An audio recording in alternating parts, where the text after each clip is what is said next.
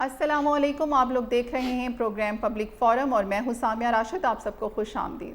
आज हम जिन अहम मामलात पर बात करेंगे वो ना सिर्फ वफाकी दारुल हुकूमत बल्कि रावलपिंडी की इंतज़ामी, सियासी और सिक्योरिटी हलकों में नए सवालात खड़े कर रहे हैं।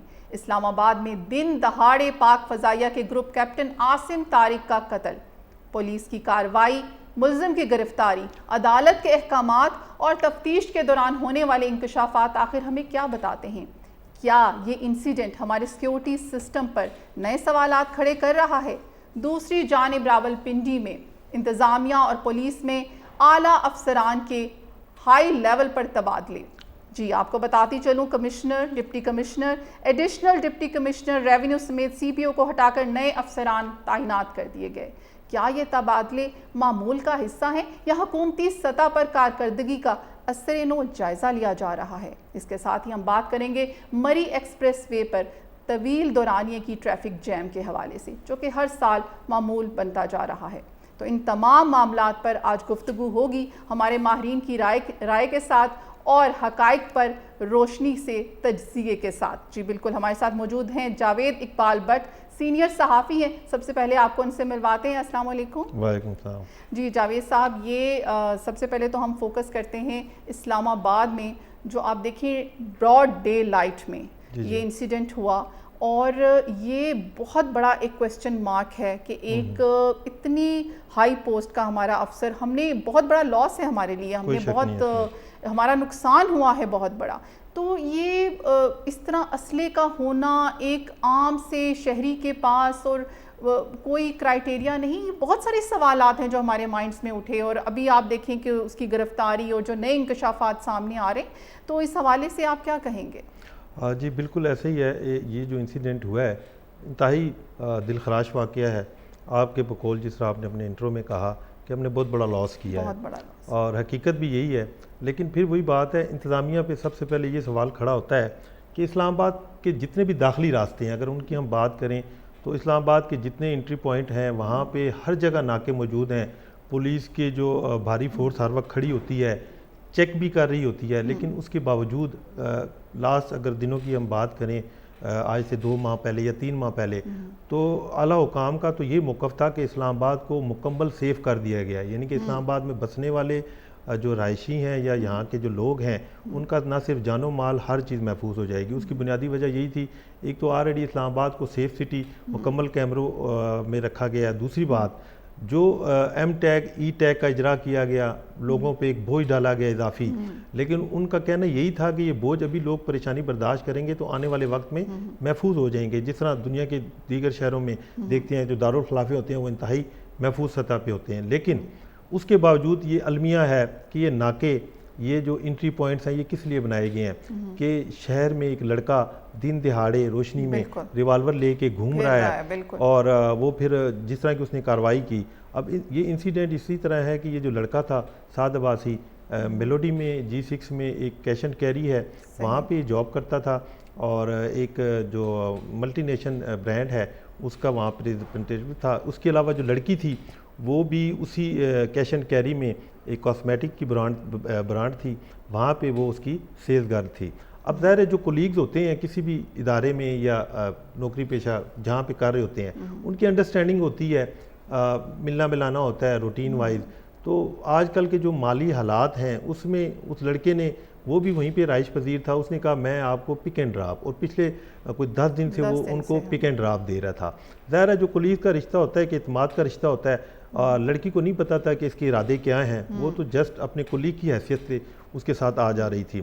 लेकिन इस लड़के की, पहले मैं ये बताता चलूँ, ये लड़के की माजी में भी इस तरह के इंसिडेंट कर चुका है। अच्छा। अगर पिछले माह की बात की जाए, इसके ख़िलाफ़ एक गुजरात की लड़की थी जहाँ पे ये पहले जॉब करता था, उसकी तरफ से, लेकिन वजह वही हुई, इस लड़के को जो शेरी मिली कहा जाए या उसके हौसले बुलंद हुए, अगर उस वक्त वो लड़की या उसके लवाहिकीन इसके ख़िलाफ़ कानूनी चाराजोई करते तो हो सकता है ये इंसिडेंट ना पेश आता। लेकिन वो अच्छा, वही बात है इस पे sorry to interrupt you Javed sahab, बड़े क्वेश्चंस रेज हो गए हैं आपके इस पे। आप देखें कि इस पूरी स्टोरी में सबसे पहले आपने तो एम टैग की बात की और उसकी जी बिल्कुल कि वो ऐसे ही है। सिक्योरिटी के, वो मुझे लगता है आम आदमी ज़्यादा पिस रहा होता है, वो जो सिक्योरिटी वाला पॉइंट ऑफ व्यू वो फिर वहीं का वहीं रह गया, क्योंकि इन लोगों को हमें पकड़ना बहुत ज़रूरी है।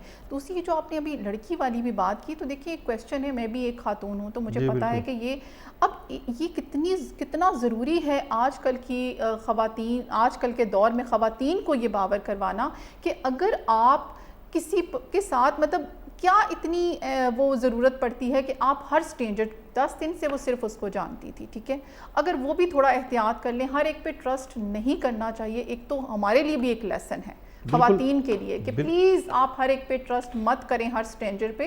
दूसरी चीज़ ये कि जब हम किसी को हायर करती हैं कंपनीज, तो आखिर उसका कोई क्राइटेरिया नहीं, आपने कहा एक इतना बड़ा ब्रांड था, कोई क्राइटेरिया होना चाहिए, कोई गारंटी किसी ने तो उसकी दी होगी कि ये जिस तरह हम सुनते हैं कि जब किसी बड़े, आप किसी भी कंपनी में काम करते हो तो आपकी कोई आपके बारे में कोई सिक्योरिटी होती है या कोई आपकी गारंटी देता है कि ये बंदा ठीक है, क्योंकि आपने कहा पहले भी वो ऐसे काम कर चुका है। बिल्कुल ऐसे कर तो चुका ये है, तो लेकिन बहुत तशवीशनाक अलमिया बात यही है कि यहाँ पे वही बात है, बेरोजगारी इतनी है। जब किसी को रोजगार मिलता है, किसी की सिफारिश पे, किसी कंपनी में भी अगर कोई बंदा हायर किया जाता है, तो अब बात वही है, चेहरे पे तो लिखा नहीं होता कि इस बंदे का क्या कैरेक्टर है या इसके अंदर क्या है।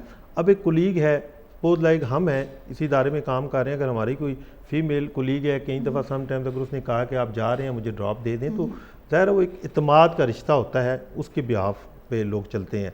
लेकिन अब उस लड़की को पता नहीं था। अब जिस दिन ये वकूआ होता है उस दिन जो लड़की का ब्रांड कोई एम्बेसडर था उसने आना था वहाँ पे कैश एंड कैरी पे, और उसने इंस्पेक्शन करनी थी वहाँ पे, तो लड़की वहाँ छुट्टी नहीं कर सकती थी।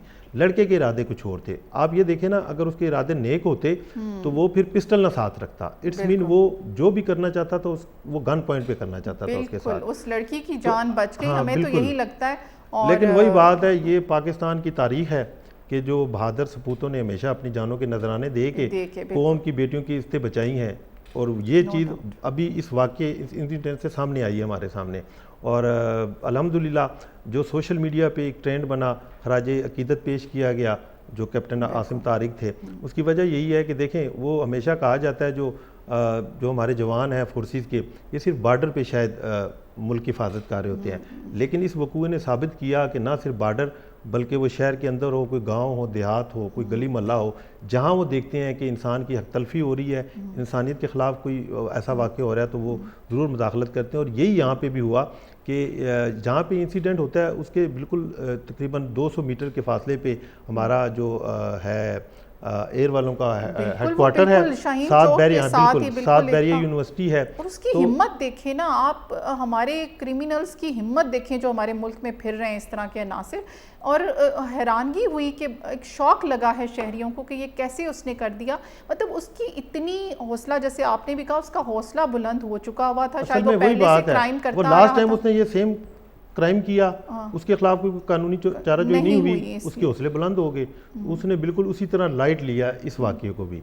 तो कैप्टन साहब वहाँ से जब निकलते हैं, उन्होंने जाना था नूर खान एयरबेस और वो सरकारी ड्यूटी पे थे, तो वहाँ से वो गुजर रहे थे, जब उन्होंने देखा तो इस तरह खींचातानी हो रही है लड़की, तो ज़ाहिर है अब एक जो मुहाफिज होता है एक आम आदमी की निस्बत, अक्सर बीइंग अ रिपोर्टर हम रोड पे देखते हैं कोई इंसिडेंट होता है तो लोग वही बात है सेल्फियाँ बनाना शुरू हो जाते हैं, फुटेज लेते हैं, लेकिन मदद को कोई नहीं आगे बढ़ता।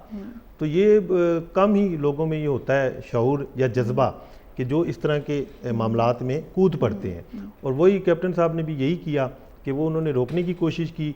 जब थोड़ी मुँह तकरार हुई, लड़का चला गया, यानी चंद कदम वो आगे गया, फिर वल्लाह आलम उसके माइंड में क्या आया, फिर आगे उसने एक ही फायर किया जो उनके दाएं बाजू को लगा और चीरता हुआ वो दिल तक पहुंच गया, और उसी एक फायर ने उनकी जान ले ली।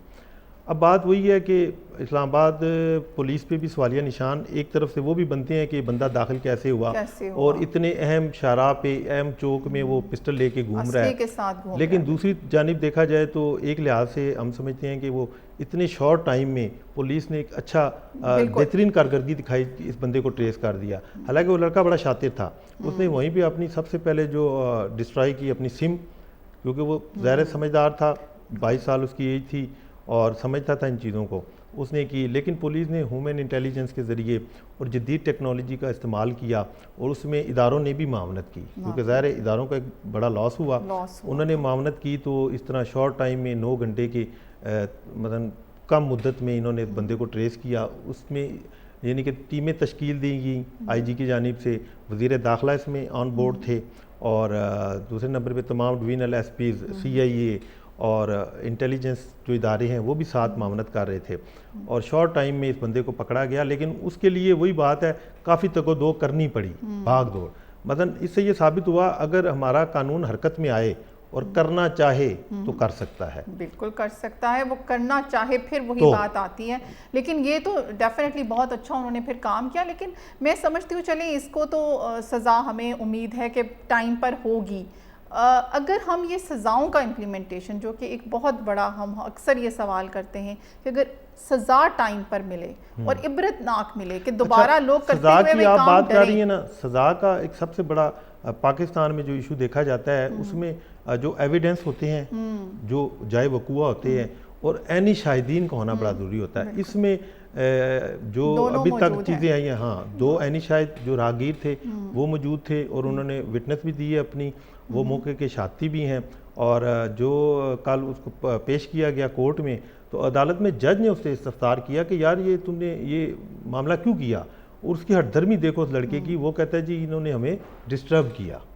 आप ये देखें कि ये वो लोग हैं जो कि मेंटली तौर पर मुझे ठीक नहीं लगते। बिल्कुल ऐसे ही है। ये साइको किस्म के, देखिए क्रिमिनल आप बनते ही तब वो मुझे लगता है जब आपकी दिमागी तवाज़ुन बिल्कुल ख़त्म हो चुका होता है।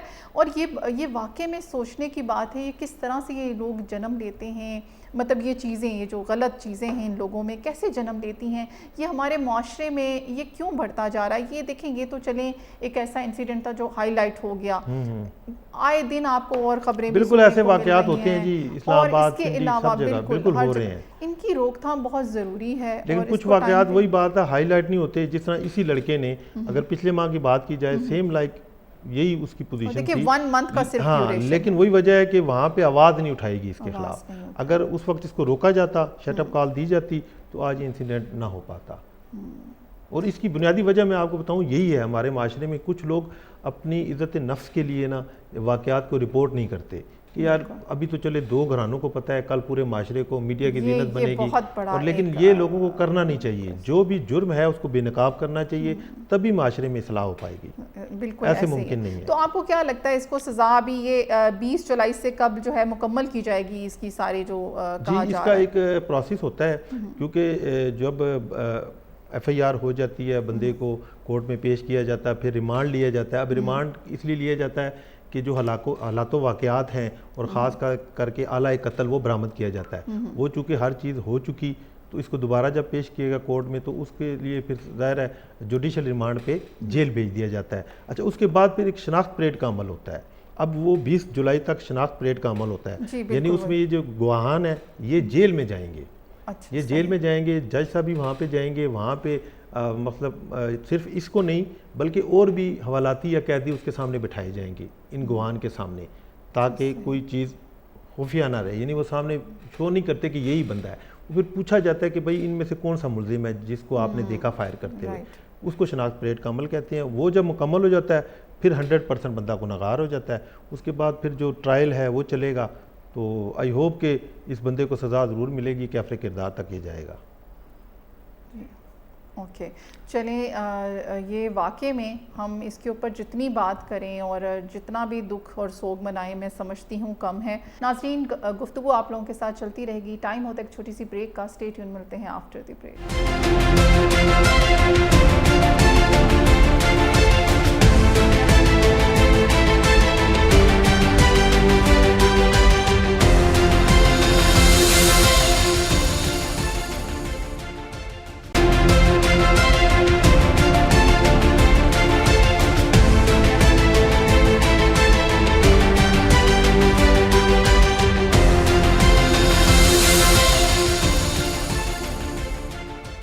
Welcome back. हमारे साथ जी अभी आसिम रियाज चीफ रिपोर्टर भी मौजूद हैं और अभी हम बात करने जा रहे हैं रावलपिंडी के उस इंसिडेंट की जिसने हम सबको हिला कर रख दिया। वैसे हमें तो सारे जवेसा हादसे जो हैं और वाक़यात हिलाकर ही रख रहे हैं। अभी इतना बड़ा हमने लॉस देखा है अपना, हमारी पाक फ़ज़ाइया का ग्रुप कैप्टन शहीद हुआ और अभी ये जो छोटी छोटी बातों के ऊपर कत्ल हो रहे हैं ये तो बिल्कुल समझ से बालातर हैं। आप देखें कि 300 रुपए के पीछे एक जान, मतलब इतनी मतलब कीमत ही नहीं रही, वैल्यू ही नहीं रही एक इंसानी जान की।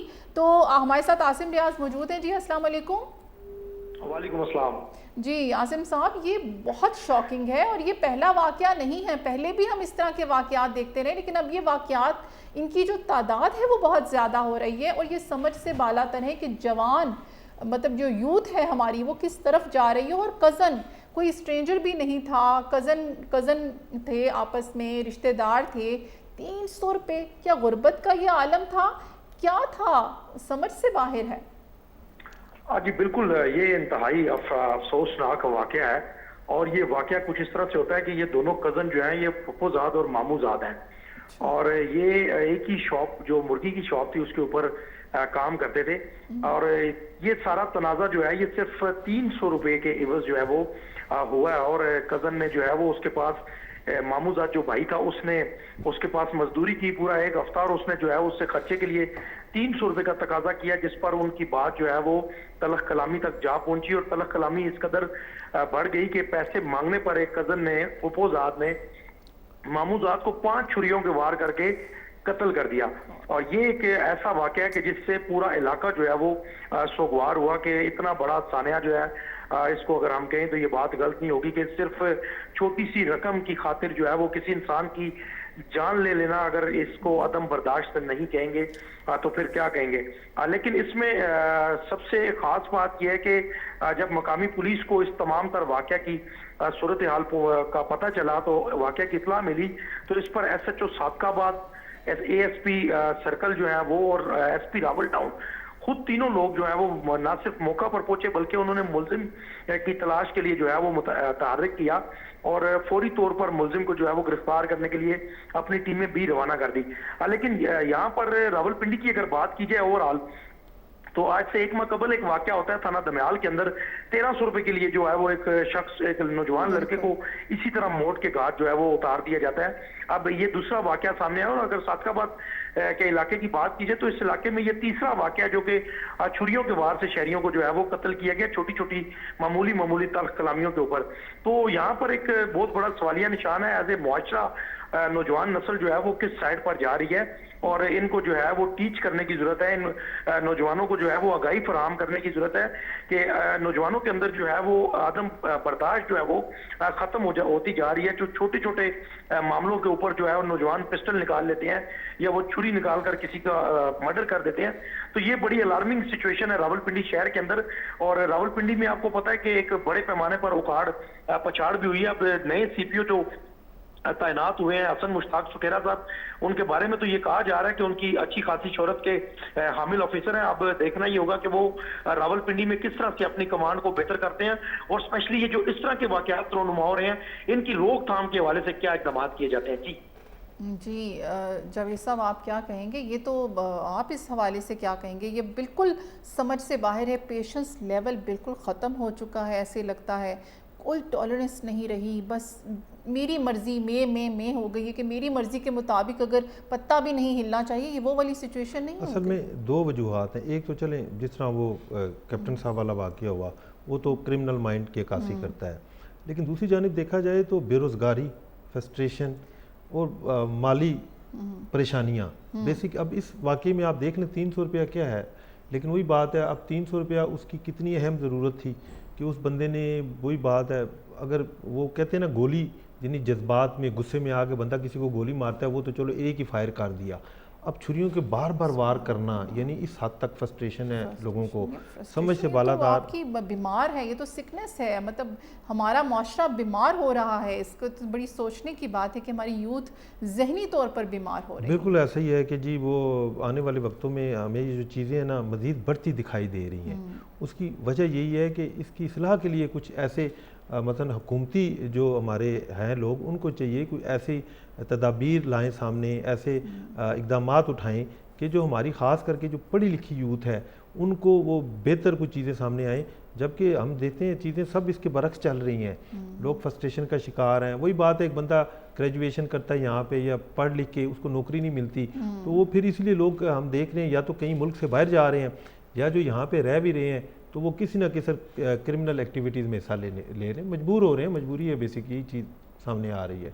आसिम रियाज साहब, आप हमारे साथ अभी लाइन पे मौजूद हैं। आपसे जानेंगे कि मुलजिम को गिरफ़्तार करने की, जैसे आपने कहा, कार्रवाइयाँ की जा रही हैं, तो क्या लगता है आपको कि वो कब तक ये उसको पकड़ा जाएगा और किस तरह से उसको सज़ा दी जाएगी इस दफ़ा, और क्या कोई सामने आएंगी तहकीकात? क्योंकि हम ये जैसे इतने वाक़यात होते हैं उसके बाद लोग भूल जाते हैं, कोई नया वाक़या हो जाता है, वो पीछे चला जाता है कहीं, और हमें पता ही नहीं चलता कि उस मुलजिम के साथ या उस मुजरिम के साथ क्या हुआ।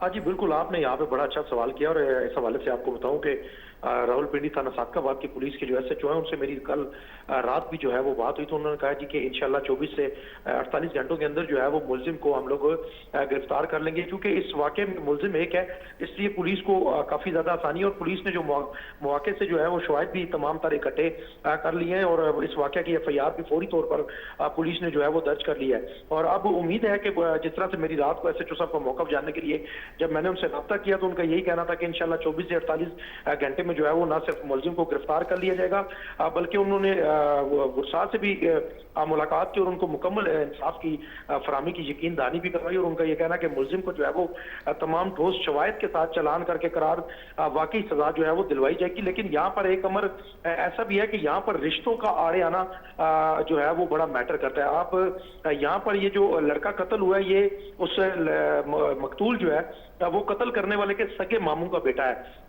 और दूसरी जानिब हमने जो अपने सोर्स से और अपने जराये से पता करवाया कि इसकी जो सिस्टर है, लड़के की जो मुतवफ़ी है, जो कत्ल हुआ है लड़का, इसकी जो सिस्टर है वो जिस लड़के ने छुरियां मारकर अपने कजन को कत्ल किया उसके सगे भाई के घर उसकी शादी हुई है।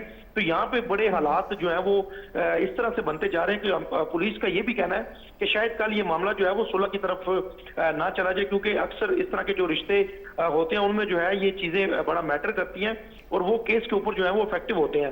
तो इसलिए पुलिस का ये शक व शुबात जो है पुलिस की जानिब से जाहिर किए जा रहे हैं कि शायद ये मामला कल जो है वो सुलह की तरफ जाए। लेकिन पुलिस अपनी तरफ से जो है वो SHO साहब ने पूरी यकीनदानी कराई है कि हम लोग इस मामले को जो है वो कैफे किरदार तक लेके जाएंगे और मुलजिम को जो है वो ठोस शवाहिद के साथ चालान करके करार वाकई सजा जो है वो दिलवाई जाएगी। जी, ये जावेद साहब, फिर से वही बात नहीं हो रही कि हौसला मिल गया मुजरिम को? बिल्कुल अगर ऐसे ही उसको है। अभी सज़ा नहीं मिलेगी तो वो तो फिर कल को कोई नया बड़े किसी हादसे का सबब बन सकता है। आप वही बात है अदालती कार्रवाइयों की या पाकिस्तान की इस तरह के केसेस की तारीख उठा के देख लें, 98% केसों में सुलह हो जाती है। चाहे वो, अब ये तो ज़ाहिर एक नाजुक रिश्ता है, वो भावेज होगी जो मरा उसकी बहन उसके घर, तो ये तो फिर कज़न भी हैं, इसमें अमूमन यही होता है, बरादरी बीच में पड़ जाती है, मुअज़्ज़िज़ीन इलाका पढ़ते हैं कि भाई आपका तो चला गया है, जो बचा है इसको बचा लो, तो इसी चक्कर में सुलह हो जाती है। फिर इसीलिए माशरे में जराइम में कमी क्यों नहीं हो रही? वजह यही है कि लोगों को सज़ाएँ नहीं मिलती। जब सज़ाएँ मिलें, उनके हौसले पस्त हों, तो फिर वो आइंदा किसी क्राइम की तरफ ना बढ़ें। लेकिन वही वजह है, जब इस तरह के मामलात, फैमिली इशू आ जाते हैं, लोग बीच में पड़ जाते हैं, सुलह हो जाती हैं, बंदे के हौसले वैसे ही बढ़ जाते हैं, उसके लिए फिर अगला बंदा मारना आसान होता है। अच्छा, ये जो पेशेंस लेवल कम हो रहा है, इतना टॉलरेंस कम हो रहा है, इसकी मेन रीजंस क्या हैं आपकी नज़र में? मैंने आपको बताया ना, 2-3 रीजंस हैं। सबसे बड़ा वही बात है, आप इसी वाक्य को देख लें, कहीं सोशल मीडिया तो नहीं है? बिल्कुल वो भी है, क्योंकि मुझे लगता है कि सोशल मीडिया पे हमारी, आप अभी यहाँ से निकलें, आप ड्राइव कर रहे हो या आप कहीं पे भी जा रहे हो, रास्ते में देखेंगे हर बंदे के हाथ में फ़ोन है, वो इधर उधर नहीं देख रहा, वो फ़ोन पे बैठा हुआ। अच्छा, फिर आर्टिफिशियल इंटेलिजेंस के कोई जरिए काम झूठी नहीं हो रहा, झूठी स्टोरीज हैं और लोग उस पर बिलीव करते हैं। मतलब 100 बंदा देखता है, मेरी नज़र में 50 बंदे उस पर बिलीव करते हैं कि शायद ये सच है। उसकी वजह है कि हमारे जो हुक्मरान हैं उन्होंने लोगों के माइंड ऐसे बना दिए हैं झूठ बोल बोल के। जावेद साहब देखिए, पहले भी वक्तों में गुर्बत थी, गुर्बत कोई आज तो नहीं आई है। गुर्बत इससे भी जो गरीब तबका था, आप चलिए उसकी बात कर लें, अब हम कहते हैं महंगाई हो गई, हर तबके पे असर पड़ रहा है, लेकिन गुर्बत अगर हम उस तबके की बात करें जो उस दौर में कोई गुर्बत में था, लेकिन इस तरह क्राइम्स नहीं थे, ये वाला फ्रस्ट्रेशन नहीं था, पेशेंस लेवल होता था, अल्लाह पर तवक्कुल था। ख़ास तौर पर मुस्लिम माशरे में, मुस्लिम सोसाइटी में अल्लाह पर तवक्कुल होता था, कोई काम करने की तरफ। अब मुझे लगता है कि जो यूथ है ख़ास तौर पर वो सोशल मीडिया में इतनी इन्वॉल्व हो गई है कि उसकी एक्सपेक्टेशंस बहुत हाई हो गई हैं। बिल्कुल आप वाली बात है, वो चाहती है कि जितना उसके पास है उससे इतना होना चाहिए कि जो मैंने अभी फ़ोन पे देखा इस बंदे के पास, जो मैंने अभी इतना खूबसूरत गाड़ी देखी है, इतनी खूबसूरत, तो मैंने भी यही लेना है। उसने उसका वे नहीं सोचना, वे आउट कोई नहीं सोचना, कोई मेहनत की तरफ नहीं जाना, बस वो उस फैंटेसी के उसमें रह रहे हैं।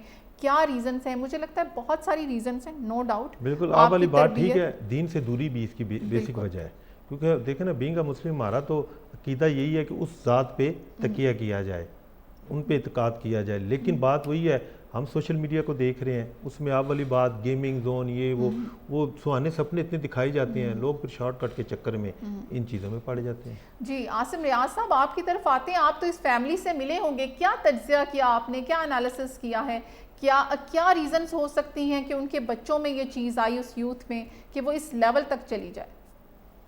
देखिए जी, ये अगर इस फैमिली की बात की जाए तो ये जो लड़का फोत हुआ है, ये 6 बहनों का इकलौता भाई था और 24 साल इसकी उम्र थी और इसके वालिद जो है वो इंतहाई शरीफ और नफ्स इंसान है और उन्होंने बड़ी अच्छी जिंदगी जो है वो गुजारी है। तमाम दूसरी जानिब जिस लड़के ने इसको कत्ल किया, उसका इससे पहले भी जो है वो क्रिमिनल रिकॉर्ड है, वो इससे पहले भी 324 इक़दाम कत्ल के मुकदमे में जो है वो आगे जेल में रहकर आया है। दूसरी जानिब आपने यहाँ पर बात की अदम बर्दाश्त की और सोशल मीडिया के दौर की, तो आपको मैं थोड़ा सा ये भी बताऊं कि आजकल हमारे यहाँ इस मुआशरे के अंदर इस कदर आसिम साहब 324, मतलब उसके ऊपर पहले भी केस हुआ हुआ, तो उसको सजा क्यों नहीं हुई? देखिए जी, भट्ट साहब ने भी यहाँ पे बात की, आप को मैं भी दोबारा बताता चलूं कि यहाँ पर हमारे यहाँ ये है कि कहीं ना कहीं बरादरी आड़े आ जाती है, कहीं ना कहीं ताल्लुक आड़े आ जाता है और सुलह की तरफ जब मामला चल पड़ता है, इंसान को करार वाकई सजा नहीं मिलती, देन वो वापस आकर फिर वो इसी तरह की हरकतें जो है वो करता है। तो इसके साथ साथ मैं आपको ये बता रहा था कि आजकल सोशल मीडिया का दौर है और सोशल मीडिया ने इस कदर इंसान को बेहेज कर दिया कि ये जब वाकया पेश हुआ तो ये एक पूरी मार्केट है जो कि मुर्गी मार्केट भी कहलाती है। इस मार्केट के अंदर दाएं बाएं जितनी तकरीबन 15 से 20 दुकानें हैं और गोश्त की और मुर्गी की, उसके बावजूद जो है वो छुरियां लगने के बाद 10 से 15 मिनट ये नौजवान जो है ये वहां तड़पता रहा और किसी ने इंसानियत नहीं दिखाई कि वो इसको बर वक्त जो है वो हॉस्पिटल मुंतकिल करें या 1122 को कॉल करके इसको अस्पताल मुंतकिल करते, शायद जान जो है वो बच सकती थी। ताहम हमारे अंदर इस कदर बेहिसी हो चुकी है कि हम लोग मोबाइल पर वीडियो बनाने के चक्कर में लग जाते हैं, हम लोग जो है वो अपनी चंद व्यूवर्स के लिए जो है वो वीडियो बनाना शुरू कर देते हैं और अपने आप को जो है वो सेटिस्फाइड करने के हवाले से ऐसे इकदाम करते हैं, ना कि हम ये देखते हैं कि हमने किस तरह से इसको जो है वो रेस्क्यू करना है, जबकि इंसानियत का तकाजा भी यही और हमारा इस्लाम भी हमें इस चीज की इजाजत देता है कि अगर किसी न किसी शख्स के साथ कोई इस तरह का कोई वाकया रुनुमा होता है, चाहे कोई इंसिडेंट होता है, तो हमारी being a Pakistani, being a Muslim और बीइंग एक जिम्मेदार शहरी, ये जिम्मेदारी है कि हम फौरी तौर पर उसको रेस्क्यू करने की कोशिश करें। ताहम यहाँ पर जो है वो गंगा उल्टी बहती है। जी बिल्कुल शेमलेस हो चुके हैं वाकई, अगर हम अपने माशरे की बात करें। और फिर तो सैल्यूट है जी हमारे हीरो आसिम तारिक को, जिन्होंने देखा और वो उन्होंने रोका, उन्होंने बुराई को रोका, हाथ से रोका। मतलब किस किस्म के लोग हैं। आसिम साहब, थैंक यू सो मच, आपने ज्वाइन किया। टाइम होता है एक छोटी सी ब्रेक का, स्टे ट्यून, मिलते हैं आफ्टर दी।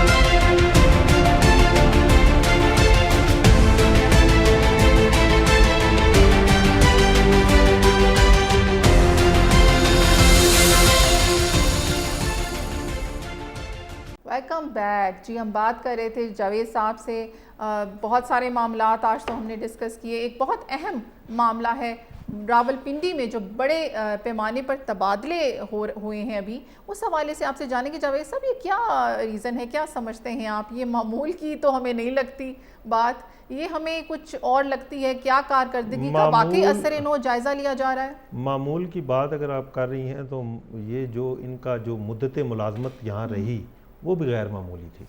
अच्छा, हकीकत देखी जाए, देखे ना, केयर टेकर गवर्नमेंट से लेके आज तक यही CPO रावलपिंडी 4 साल, मतलब पाकिस्तान की तारीख में मैं बरमला कह सकता हूँ कि किसी भी अफसर की या कमिश्नर की, डिप्टी कमिश्नर की तैनाती इस हद तक नहीं हुई।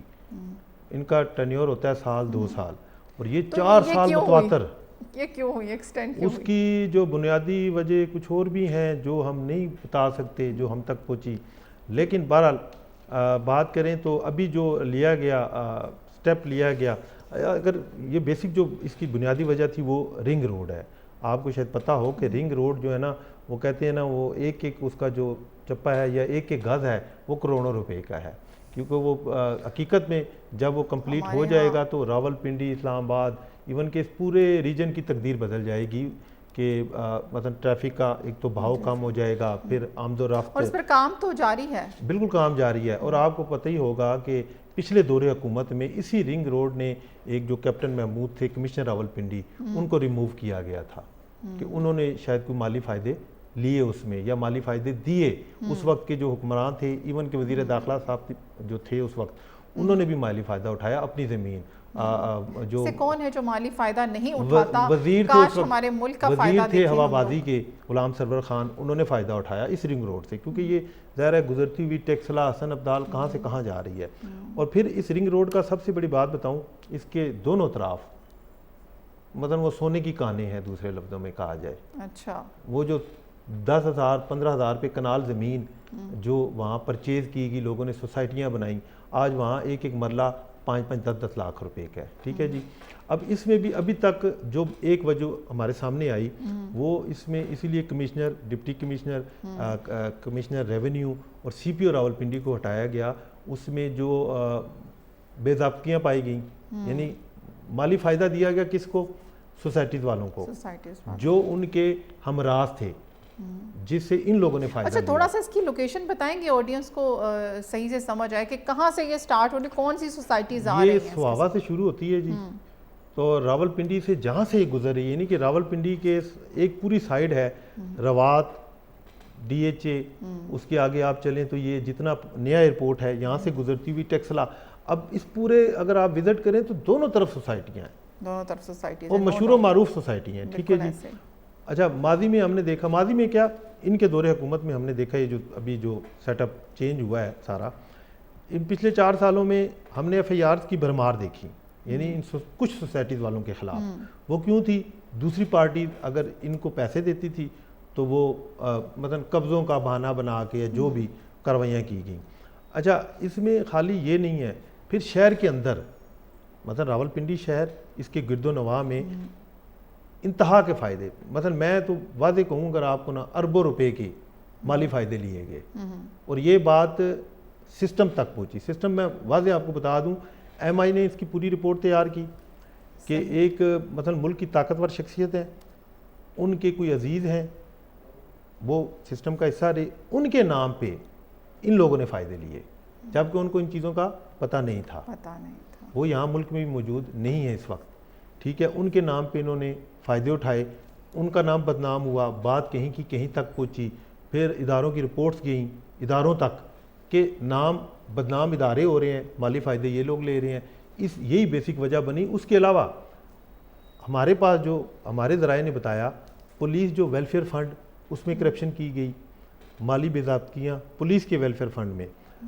इसके अलावा अगर हम बात करें कि मावराए अदालत बड़े काम हुए हैं रावलपिंडी की तारीख में इस 4 साल दौरे। वो कैसे होते हैं ये मावराए अदालत? कैसे मावराए अदालत ऐसे होते हैं जी, देखें, जुर्म नहीं होना चाहिए माशरे में, किसी भी मजहब माशरे में जुर्म नाकाबिल कबूल है, लेकिन उसका एक हल है। उसका हल ये नहीं है कि आप किसी को भी पकड़ते हो अपनी कार्रवाई शो करने के लिए।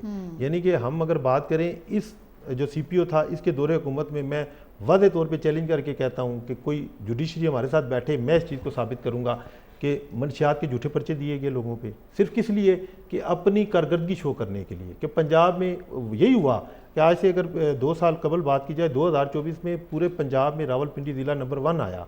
क्यों नंबर 1 आया? पुलिस का इसलिए 1 आया जी कि पर्चे बेशुमार हुए। अब पर्चे बेशुमार हुए लेकिन क्राइम तो ख़त्म नहीं हुआ। या आज रावलपिंडी में मंशियात बिकना बंद हो गई है? कोई बंदा कहे चैलेंज करता हूँ, किसी गली मोहल्ले में जो मंशियात फरोश थे वो मारे गए? नहीं, वही काम कर रहे हैं। अच्छा, मावराए अदालत आपने बात की, मावराए अदालत क्या हुआ? इन्होंने अगर कुछ छोटी मोटी चोरी में भी पकड़ा गया ना, सिर्फ कारकर्दगी शो करने के लिए उसको हाफ फ्राई किया। पिंडी में ज़बान ज़द आम है फ्राई और हाफ फ्राई का लफ्ज़। अच्छा, फ्राई ये है कि टांगे फारी कर दी जाए, हाफ फ्राई। फुल फ्राई ये है कि जान से मार दो मुकाबले में।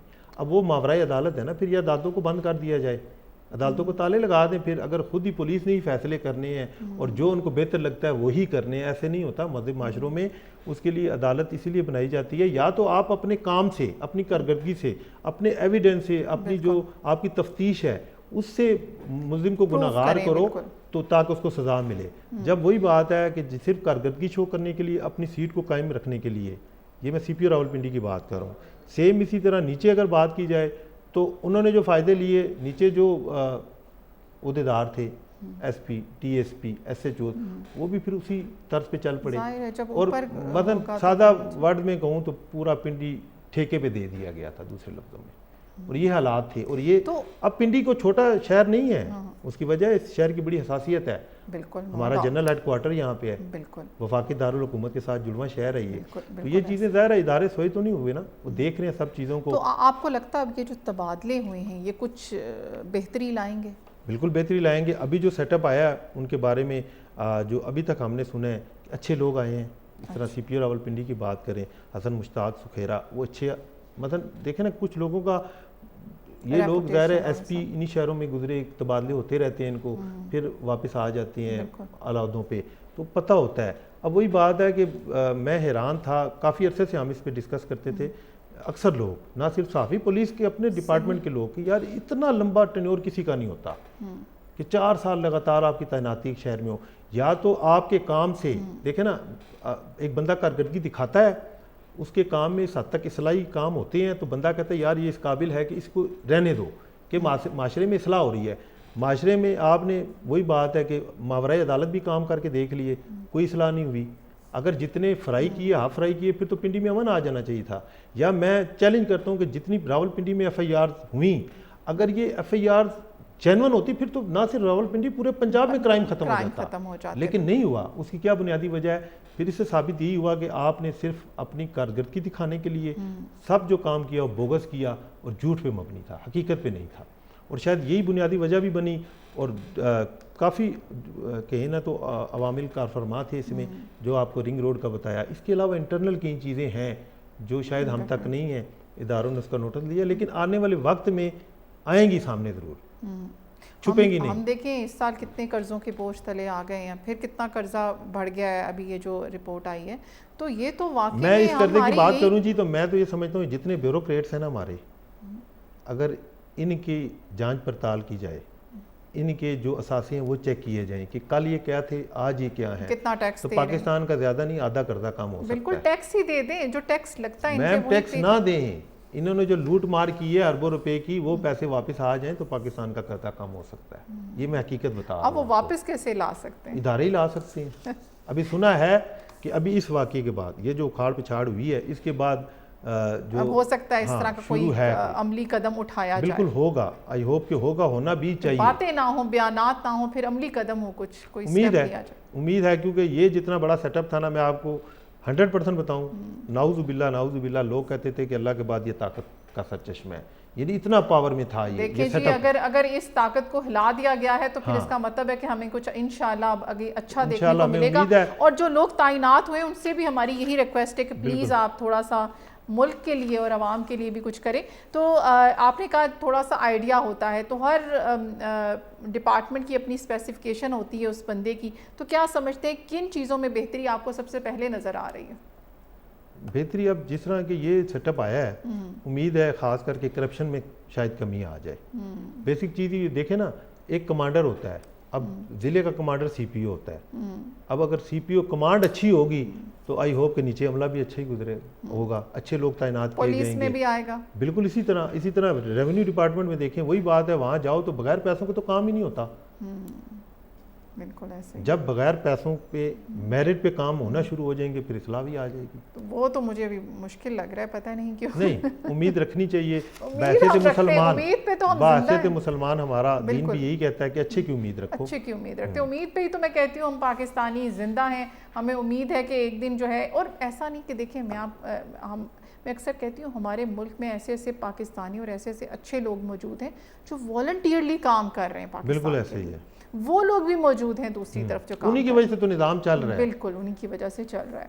तो क्या समझते हैं, यानी कि आप समझते हैं कि ये जो तैनाती हुई है और ये जो अहम अफसरान का तबादला हुआ है ये बिल्कुल ठीक हुआ है? बिल्कुल ठीक हुआ है।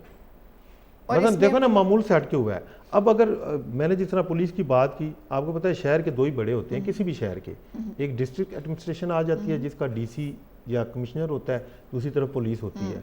अब इसी तरह डीसी की बात की जाए तो आज से ना 1 माह कबल जो पूरे पंजाब का सर्वे किया गया कि सबसे बेहतरीन कारकर्दगी किस शहर की है, किस ज़िले की है, तो आप ये देखें 26 नंबर पे रावलपिंडी आ रहा है, सरगोदा नंबर 1 पे आ रहा है डीसी।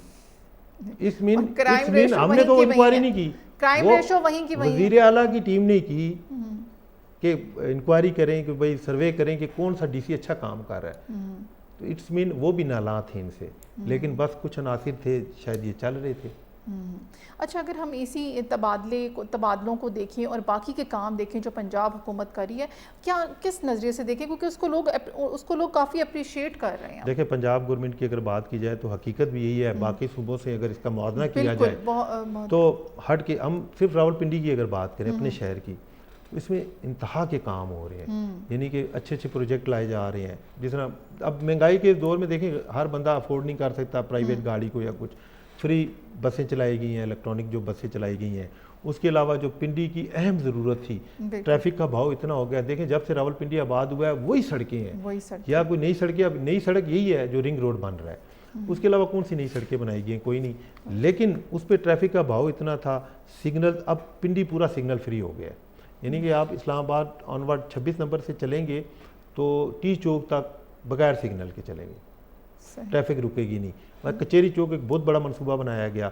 इसी तरह भी मौजूदा जो काम चल रहे हैं रावलपिंडी में इस वक्त तकरीबन शहर की, मैं आपको बताऊं कि 60-70% जो सड़कें हैं खुद ही पड़ी हैं, उस पर काम हो रहा है, सीवरेज का काम हो रहा है, क्योंकि ज़ाहिर है जब से पिंडी बना है वही पाइप लाइनें वो गल सड़ गई, वही गंदे नालों का पानी और पीने नालों वाला सिस्टम भी जल्दी ठीक होना चाहिए। ये भी एक बहुत बड़ा इशू है जिस पे हम बात करते रहते हैं। तो जी गुफ्तगू चलती रहेगी और एनालिसिस हम करते रहेंगे। टाइम होता है एक छोटी सी ब्रेक का, मिलते हैं आफ्टर द ब्रेक।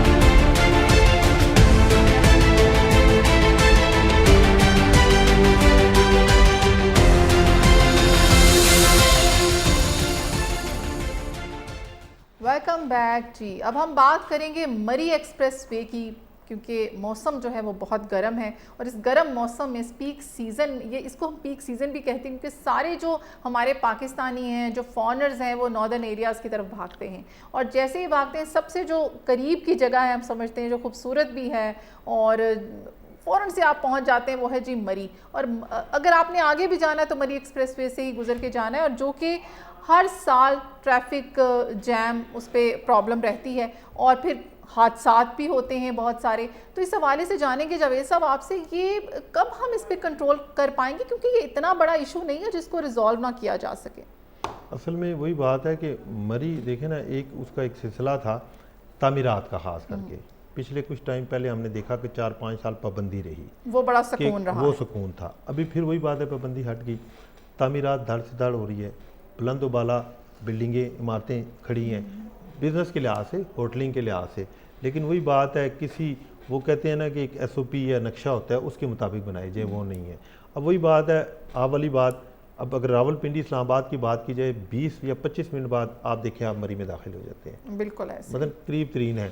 फिर वहाँ का मौसम चेंज, वेदर चेंज, यहाँ अगर टेम्परेचर कुछ है वहाँ जाएँ तो 25 मिनट बाद आपको टेम्परेचर चेंज फील होगा। वही बात है कि करना किसने है, इदारों ने, फिर बात वही आ जाती है। अब आप हादसात की बात कर रही हैं, हादसात में उसकी बुनियादी वजह मैं समझता हूँ दो हैं। एक क्या है कि जो फिटनेस सर्टिफिकेट, जो गाड़ियाँ ज़्यादातर पब्लिक ट्रांसपोर्ट है ना, हाईएस बसें, इनके हादसात हो रहे हैं।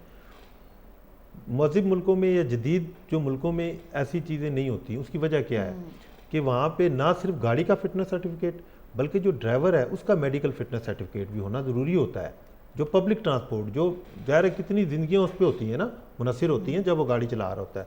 अभी इसी से थोड़ा सा मैं लिंक करूँ, आपने ताज़ा तरीन इसी रवां हफ्ते ही देखा है कोयटा में वाक़या हुआ, जो बस पलटी हो गई। बिल्कुल, ये तो इतने उसकी हकीकत क्या है, उसकी हकीकत जो अब तक सामने आई है वो ड्राइवर ने जान के पे की है। अब देखें ना, वो 25 जिंदगियां निकल गई वो बस। मतलब driver new at that time कि ये बस जो है इसमें प्रॉब्लम, ड्राइवर नहीं, कोई बस में प्रॉब्लम नहीं थी। ड्राइवर की जो किसी वो शायद राइट लेफ्ट कर रहा था, बहुत जिग जैग कर रहा था गाड़ी को। अब उसकी भी अगर मेडिकल होता, अब तो मर गया ड्राइवर भी, तो वो नशे था। मतलब चर्स ड्राइवरों में ना, हमारे खास करके जो पब्लिक ट्रांसपोर्ट चलाते हैं उनमें चर्स बड़ी आम चीज़ है। अच्छा, वो तकरार हुई होती है उसकी सवारियों के साथ। अब होता क्या है आपको पता है, एक गाड़ी में अगर 20 लोग बैठे हुए हैं, अगर ड्राइवर की गलती है तो एक बंदा उसको कहता है यार ये ऐसे ना कर, ऐसे चला, तो अगर ड्राइवर कोई उल्टा जवाब देता है तो सब लोग उसके साथ हो जाते हैं। जो सवारी है कि यार ये वाकई ठीक कह रहा है, तुम ठीक चलाओ, उसने कहा अच्छा फिर सबका बंदोबस्त करता हूँ। वो खुद भी गया, बाकियों को भी ले गया साथ। तो ये अलमिया है। उसकी वजह यही है कि इदारे अगर अपना काम ठीक से करें। अब गाड़ियों की क्या हालत है यहाँ पे, आप देख लें, सन 70 की गाड़ियाँ चल रही हैं। अब हमारे जो ये आरटी सेक्रेटरी होता है, इसके लिए एक ओहदा है, बारी बारी वो तनख्वाहें ले रहा होता है सरकार से। उसके अलावा लेकिन उसका क्या काम है?